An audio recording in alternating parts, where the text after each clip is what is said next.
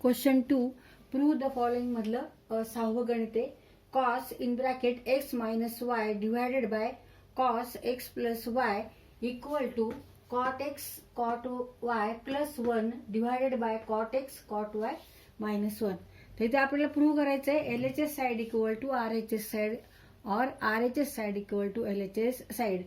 आता आपण इथे LHS साइड सॉल्व करू आणि प्रूव्ह करू की it is equal to RHS side. आता RHS साइडला कोणते कोणते टर्म्स आहेत तर कॉट एक्स आहे, कॉट वाय आहे, कॉट एक्स कॉट वाय आहे आणि इकडे LHS ला कॉस एक्स मायनस वाय आहे, कॉस एक्स प्लस वाय आहे.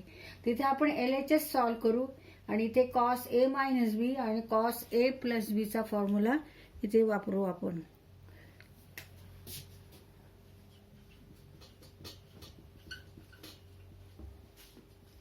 LHS side of the equation is cos in bracket x minus y divided by cos x plus y.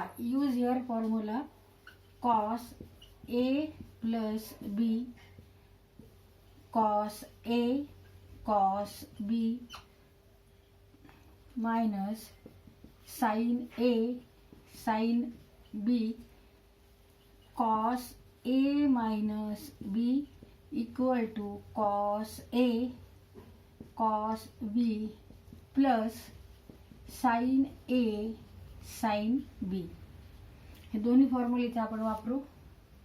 cos x minus y means cos a minus b इथं हा formula वापरायचा आहे आपल्याला.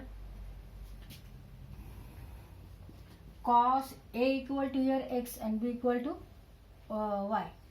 cos x cos y plus sin x sin y divided by आता इथे हा formula वापरायचा आहे. cos x cos y minus sin x sin y. आता इथे RHS साइडला cot x आणि cot y. मग cos x ला जर आपण sin x ने डिवाइड केलं तर cot x येणार आहे आणि cos y ला जर आपण sin y ने डिवाइड केलं तर cot y येणार आहे.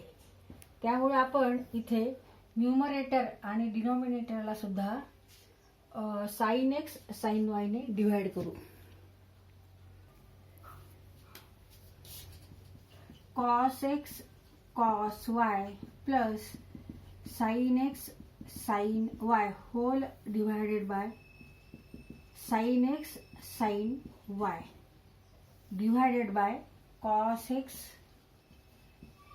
cos y minus sin x sin y divided by sin x sin y. आपण अंशाला आणि छेदाला sin x sin y ने काय केले डिवाइड केले, भाग दिलेले आहे.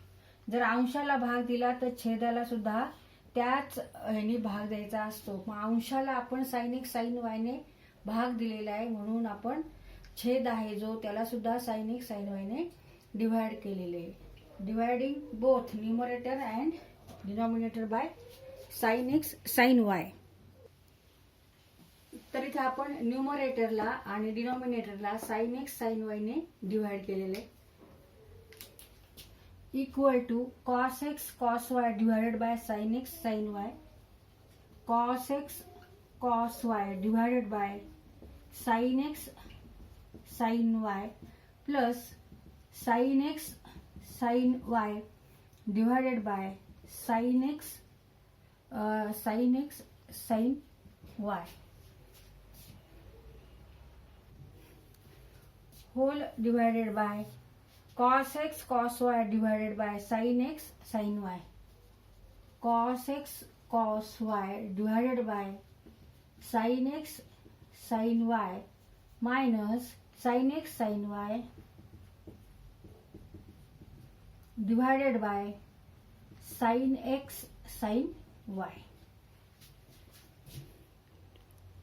आता इथे आपण प्रत्येक टर्मला डिवाइड करून घेतले. cos x cos y divided by sin x sin y नंतर sin x sin y ला आपण डिवाइड केले sin x sin y. तसंच डिनॉमिनेटरला पण cos x cos y ला डिवाइड केले sin x sin y ने minus sine X sine Y ला डिवाइड केले साइन एक्स साइन वाय.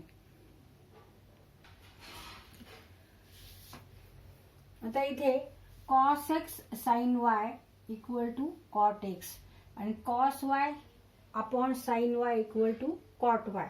इथे साइन एक्स आहे, इथे पण साइन एक्स आहे. न्यूमरेटरला साइन एक्स आहे, डिनॉमिनेटरला पण साइन एक्स आहे, कट होतील. इथे साइन वाय आहे, इथे पण साइन वाय आहे, इथे साइन एक्स आहे, इथे पण साइन एक्स आहे, साइन वाय हे कट होतील. मग हेच आपण आता लिहून काढू. Cos x divided by sine x एका कंसात घेऊ, दुसऱ्या कंसात cos Y divided by sine Y plus हे इथे 1 येणार आहे डिवायडेड बाय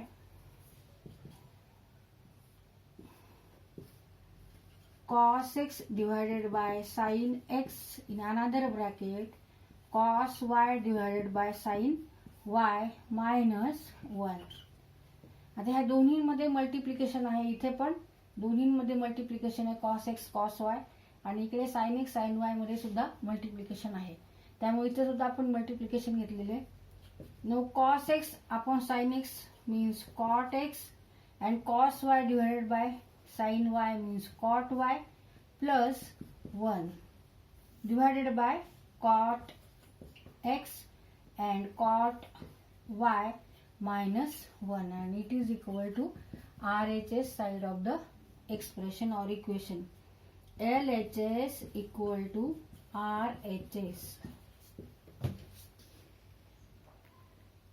इथे हा प्रॉब्लेम सॉल्व करताना आपण दोन फॉर्म्युले जे वापरले ते cos a plus b equal to cos a cos b minus sin a sin b and cos a minus b equal to cos a cos b plus sin a sin b हे दोन्ही फॉर्म्युले आपण इथे वापरावे लागलेत. आणि नंतर आपण sin x sin y ने न्यूमरेटरला आणि डिनॉमिनेटरला डिवाइड केलेले, कारण इकडे cot x आणि cot y आहे. cot x येण्यासाठी आपण cos x ला sin x ने डिवाइड केलेले आणि cot y येण्यासाठी आपण cos y ला sin y ने डिवाइड केले. जर ह्या टर्मला डिवाइड केलं तर दुसऱ्या टर्मला सुद्धा डिवाइड करावं लागतं. जर न्यूमरेटरला आपण डिवाइड केलं तर डिनॉमिनेटरला पण त्याच टर्म्सनी डिवाइड करायचं. जर अंशाला आपण ह्या पदांनी भाग दिला तर त्याच पदांनी छेदाला पण भाग द्यायचा असतो. तर ह्याप्रमाणे आपण हा क्वेश्चन सॉल्व केलेला आहे. हे फॉर्म्युले पाठ करा.